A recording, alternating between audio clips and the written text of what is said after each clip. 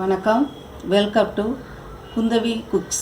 இன்றைக்கி நம்ம என்ன பார்க்க போகிறோம் அப்படின்னு சொன்னால் சைவ கோலா உருண்டை. இதுக்கு தேவையான பொருட்கள் என்னன்னு இப்போ பார்ப்போம். 1/4 டீஸ்பூன் மஞ்சத்தூள், 1/2 டீஸ்பூன் வரமிளகாத்தூள், ஒரு 4 முந்திரி, பட்டை ஒரு 2 இன்ச்சு இருக்கும், கிராம்பு ஒரு 3, கசகசா ஒரு 1/2 டீஸ்பூன், சோம்பு 1 டீஸ்பூன், தேங்காய் ஒரு 3 டேபிள் ஸ்பூன், பச்சை மிளகாய் 2, கருவேப்பிலை கொத்தமல்லி தழை சிறிதளவு, 6 நாட்டு பூண்டு புல், 2 இன்ச்சு இஞ்சி, பொட்டுக்கடலை மாவு, 3/4 கப்பு பவுடர் பண்ணி வச்சுருக்கேன்.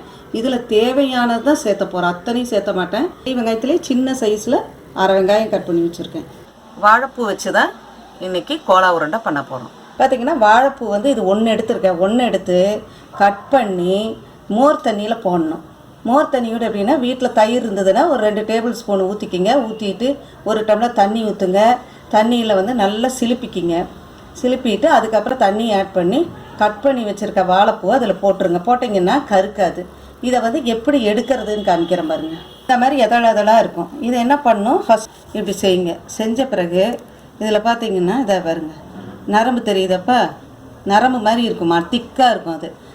அதை இப்படி எடுத்துருங்க. எடுத்துட்டு இன்னொன்று கிளாஸ் மாதிரி இருக்குது பாருங்க, இதை தொப்புள்னு சொல்லுவோம். இது வேண்டாங்காது, இதெல்லாம் வந்து ஜீரணம் ஆகாது, அரையும் படாது, அதுக்காக போடக்கூடாது. இப்படி இருக்குங்க பாருங்க. அடுத்தது என்ன பண்ணியிருக்கேன் அப்படின்னு சொன்னால், இப்போ வந்து 2 வாழைக்காய் எடுத்துட்டேன். நான் வந்து வாழைக்காவும் வாழைப்பூவும் சேர்ந்து கோலா உருண்டை பண்ணுறேன். 2 வாழைக்காய் எடுத்துருக்கேன். அந்த 2 வாழைக்காயை தோலோட கட் பண்ணி குக்கரில் 3 விசில் வச்சுருங்க. வச்ச பிறகு இப்படி வெந்துடும். வெந்த பிறகு ஆற வைங்க. இப்படி உளிச்சிங்கன்னா அந்த தோல் அப்படி வந்துடும். இந்த கருப்பாக இருக்குதுன்னு நினைக்காதீங்க, இதெல்லாம் இப்படி எடுத்துடணும். இதை நான் என்ன பண்ண போகிறேன் அப்படின்னா, கேரட் துருவுறதில் துருவிக்க போகிறேன். இப்போ வந்து குக்கரில் போட்டு போட்டோம்னா தண்ணி ஊற்றி மஞ்சத்தூள் போட்டு கொஞ்சமாக உப்பு போட்டு வேக வச்சுருங்க. ஒரே ஒரு விசில் தான். அதை என்ன பண்ணியிருக்கேன்னா வடிகட்டியில் வடிச்சிட்டு அதை புழிஞ்சு இப்போ எடுத்து வச்சுருக்கேன்.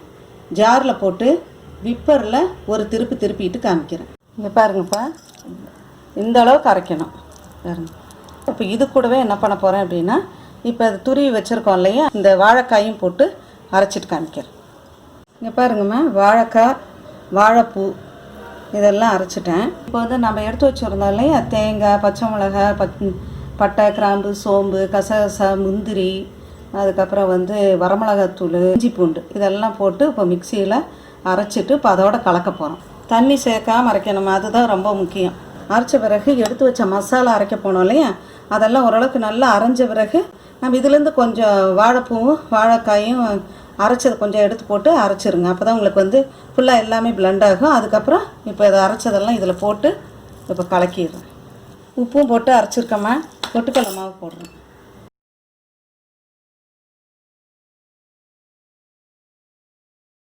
எதுக்குன்னா இது பைண்ட் ஆகி வரும்.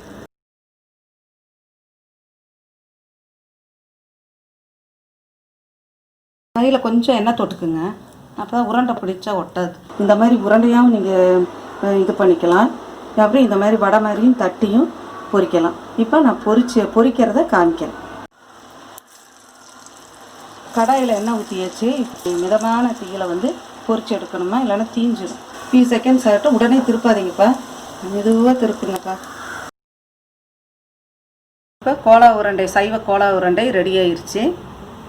இது வந்து நீங்கள் செய்யும் பொழுது கவனிக்க வேண்டியது என்ன அப்படின்னு சொன்னோம்னா, நீங்கள் வந்து பொட்டுக்கடலை மாவு வந்து தேவையான அளவு சேர்த்துக்கிங்க. பிசையும் போது சேர்த்துக்கிங்க. தண்ணி ஊற்றாமல் அரைக்கணும். உப்பு வந்து பார்த்து போடுங்க. அப்புறம் காரம் அதெல்லாம் உங்கள் குடும்பத்திற்கு ஏற்ப சேர்த்துக்கிங்க. இந்த ரெசிபியை வந்து ட்ரை பண்ணிவிட்டு உங்கள் கமெண்ட்ஸை எங்களுக்கு எழுதுங்க.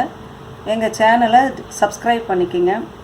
மீண்டும் ஒரு புதிய ரெசிபியோடு குந்தவி குக்ஸிலிருந்து சந்திக்கிறேன். நன்றி. இப்போ நம்ம இந்த ரெசிபியை நம்ம ட்ரை பண்ணி பார்க்கலாம். நல்லா இருக்கு. இப்போ நீங்கள் எல்லாருமே ட்ரை பண்ணி பாருங்கள்.